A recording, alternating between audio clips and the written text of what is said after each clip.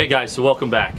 Alright, so I've got the new Tavor SAR FD16 out here with me. This one in flat dark earth. And hey guys, so as you can tell, my initial thoughts, thanks to the wind and whatnot, weren't translating well to the camera, so we'll just get right down to them here. Handled and got to fire T&E Tavors a number of times over the past few months, and it's been a blast. I've had a lot of fun doing it. Now that I've got one of my own, I've got to know the system and platform a little better, and just grown on me even more so. I wound up picking this one up from Downrange Dynamics in Portage, Indiana. Great group of folks. If you ever have a chance to drop by and say hello to them, it'd be worth your time. So, what I've done to it thus far, I've got a spark on here I put on just to give me some optics for the time being. I'm still trying to figure out what I want on it. Spark works. It's fun. It's a good red dot. I really like them, but I'm not sure if it's right for this. It just doesn't quite look right. So I'm going to find something, probably something else to put on there, and I want to put this back on my AK-74. I like that as that forward-mounted kind of scout optic, if you will. So our sights, I'll run over those real quick. Backup iron sights. Front has a tritium post, which is really nice. Picks up very well in the dark, and I've been able to do that in low light environments. The rear is a standard peep sight. It's got these flares that stick out on the side that you use to lift it up out of the rail. The only problem with them being mounted so high, positive is you get good leverage. They're really easy to pull up. The negative is it's very distracting being right there in your focal plane. It's distracting. I know some people complain about the SAR FD16 sights, backup sights. Really don't have a problem with those. I mean, they're kind of floating out there in space, but I really appreciate those floating out there in space over this. When used with a red dot like this, the sides actually kind of blur in, so it isn't distractive when you're using it to co-witness, which this setup allows as it sits right now. My other thoughts, I like the mag release. The bolt hole is ambidextrous for either side. It makes for changing magazines and dropping your bolt virtually simultaneously. Really easy. Becomes quite intuitive once you get accustomed to it. The safety is easy to switch off with your thumb. I find that for my hand, engaging the safety takes a little bit of extra movement to get it to engage. Releasing it though, no issues. I'm sure they'll come out with an ambidextrous safety here sometime in the near future. The thing to keep in mind with that is as it rotates, see where my hand is, that's going to dig into your hand if you put an ambidextrous one on here, which is why I believe they haven't done it. It didn't come from the factory that way. Rifle also has ambidextrous quick release mounts. The rear is ambidextrous. You can flip it over to the other side without any changes. The front, you actually have to remove a cotter pin and switch the assembly over.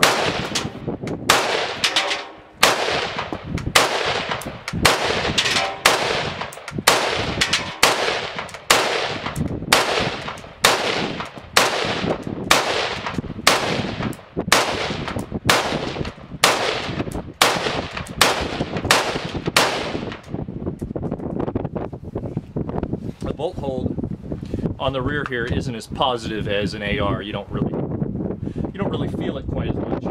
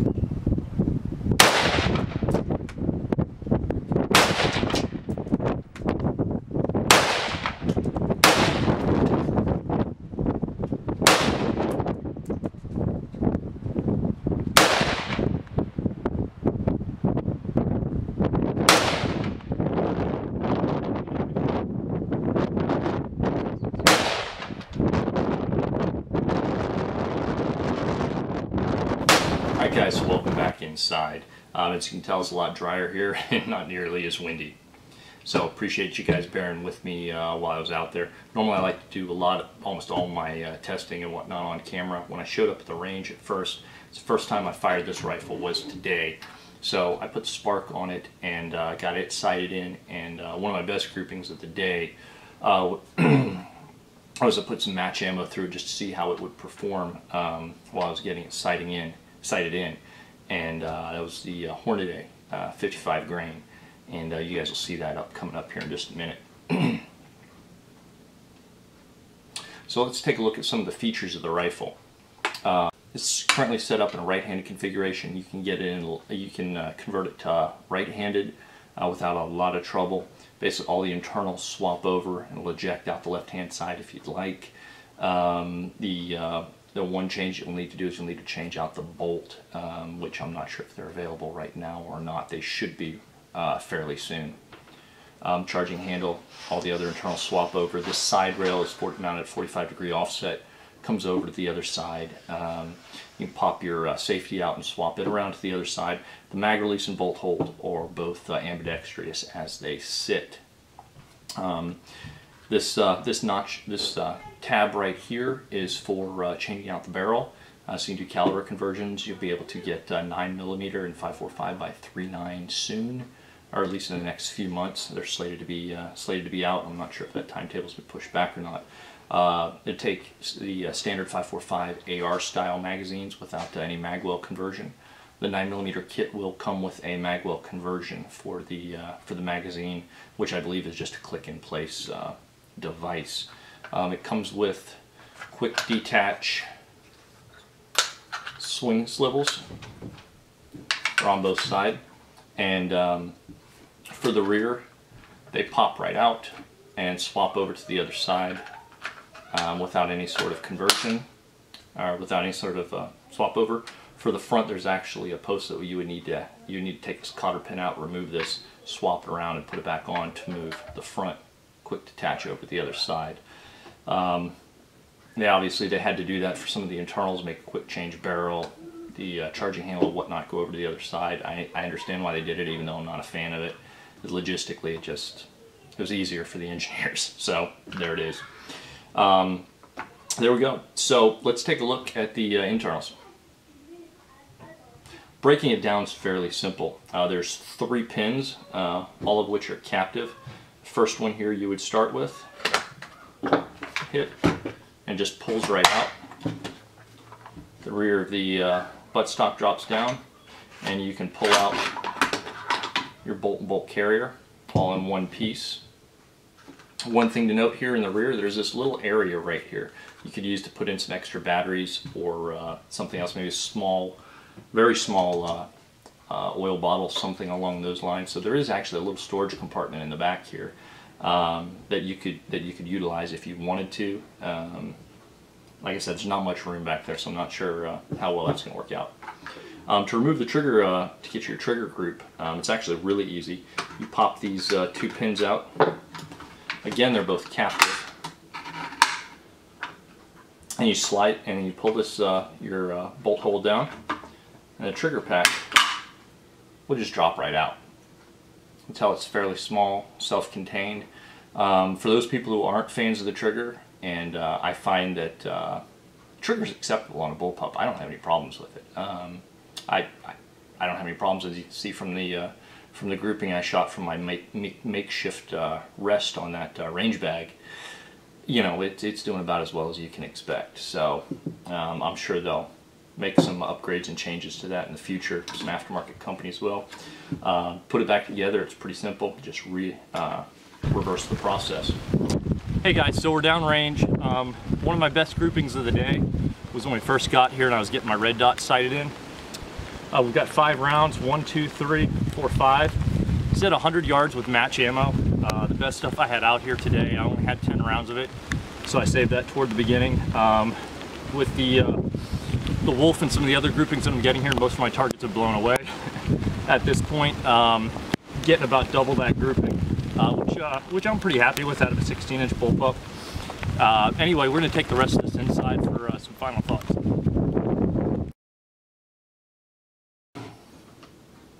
Alright guys, so we're back inside for final thoughts. As you can tell, I had a blast shooting this rifle.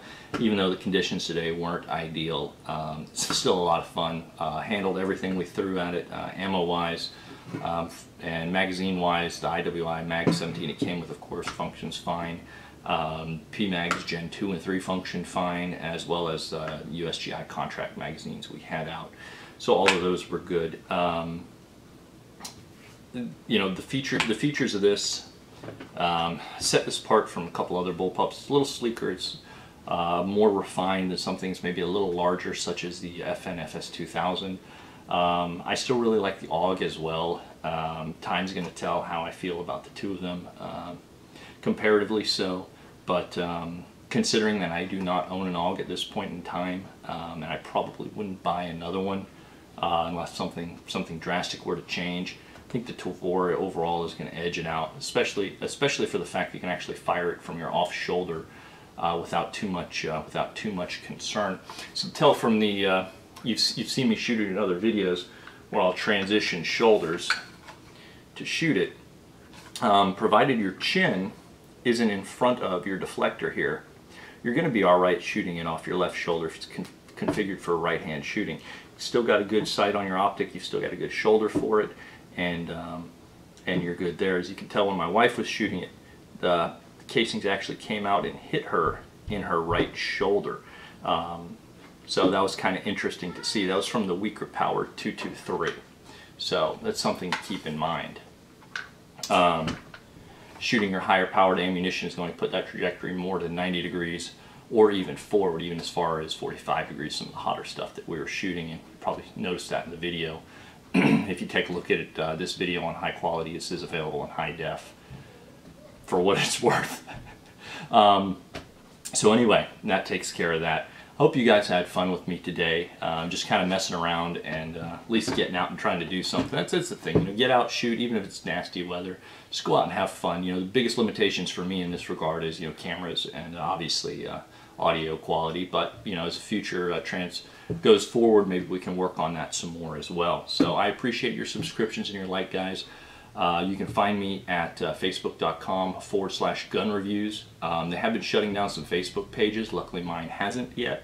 We'll see what Facebook does, but to get around that, I'm also on feed, pheed.com/gun reviews as well. You can also pick me up on Twitter, our group at twitter.com/13C gun reviews, 13C gun reviews, 13 colonies.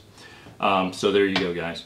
Have fun. I appreciate it, and I'll either put some outtakes in the end of this, or I'll put them up on my Facebook page, some of those outtakes from today of wind blowing things over and taking stuff completely off the table. So thanks, and we'll see you guys soon.